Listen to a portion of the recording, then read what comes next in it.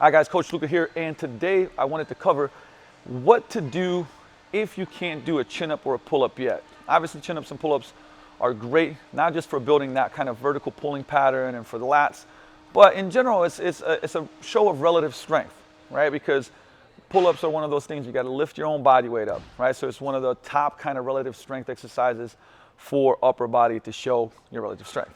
Now, I'm going to show you guys a number of different ways that we like to build the pull-up up if you can't do it.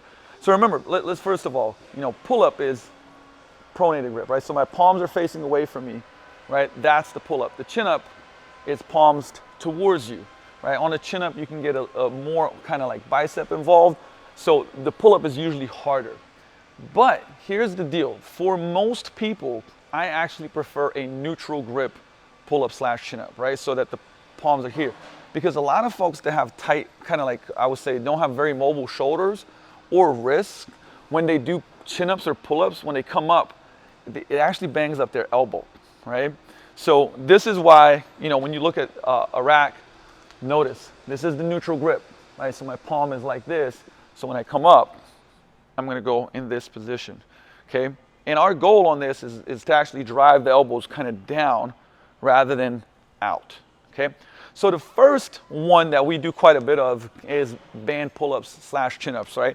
And you can, I'm gonna step on these. Usually what you do is roll a bench in, but you can go two different ways on this, right? So I can either go, this is gonna look a little ninja-like I said. If you can go foot in, okay? And keep it straight down. So now, at the bottom position, my body's lighter. And as I come up, right, it gets a little heavier because there's less band tension. Coming back down, I'm always thinking chest to the bar, right? Chest to the bar makes me drive my elbows down. So for this can, and the stronger the band is, obviously the lighter the movement becomes. You can also go knee in, right? I could also go and put my knee into here, which is going to create a little bit less resistance, at least in this position right now. Again, right? Now it's a little bit more tension. Okay, so those are both variations. Now I could go with a stronger band, okay? So let's say in a program it says 6 reps, 8 reps, 10 reps, right? You would want that to be decently challenging and you'd adjust the band. The stronger I get, the less tension the band would have, right? So that is an option that we use quite a bit. But we also love an option, and again, this is a higher squat rack. You'd probably bring this in, okay? Where you can jump up, okay?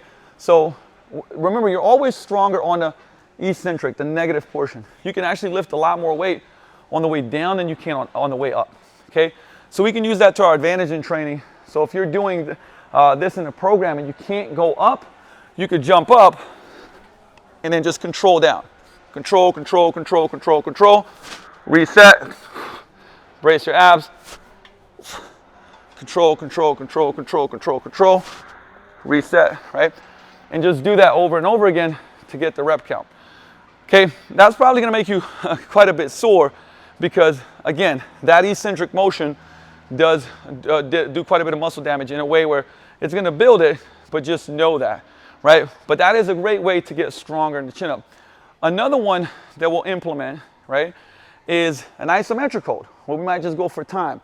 So let's say it takes you, for 8 chin-ups, it will take you 15 to 20 seconds, right, to do. Okay, well, we could start with a 15 to 20 second isometric hold. So we could just jump up and right here, and we're just gonna hold it, right? We're driving our elbows down, keeping our chest up, and we're just gonna hold it. And every week, we just increase that.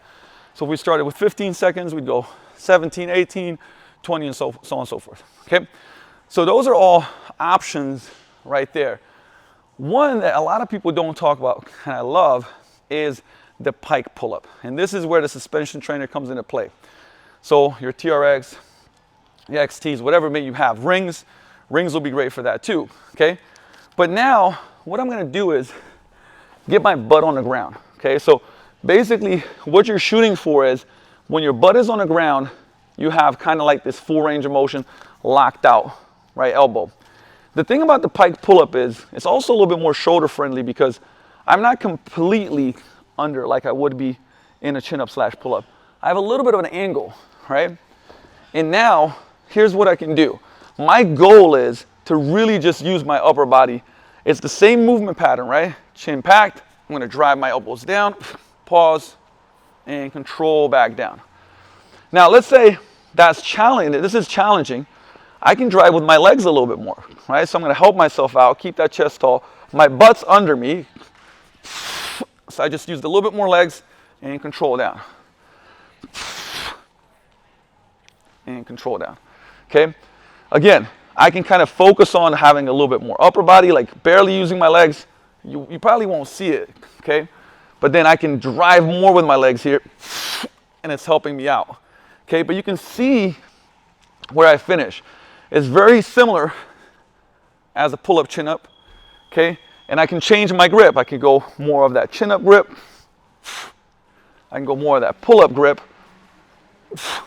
Or I can go more of this kind of neutral that I like in between that's friendly for your shoulders right there, right? And that really loads my lats up. So essentially on the pike pull-ups, you're not finishing here, you're kind of finishing there.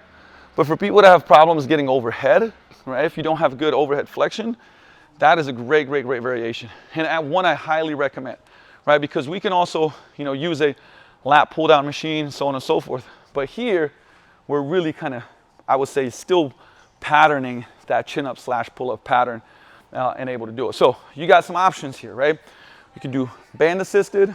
We could do jump up and just control the eccentric, right? We could do isometrics, or we can do pike pull-ups. I would say at the beginning, I like the combo of either these would be my #1 option.